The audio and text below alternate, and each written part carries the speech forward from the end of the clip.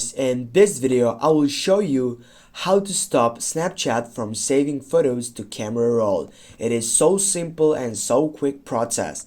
Firstly, you need to make sure that you're getting up to your profile section on your Snapchat, and then you need to go on your settings bar on your right upper side.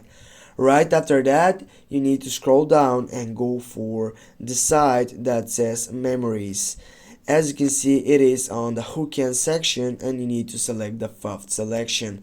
Now what you need to do, you need to go for the save button and you need to go for the section to choose for that memories.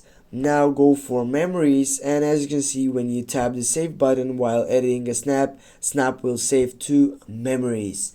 Now what you need to do next is just simply get back and go for autosave my snap stories.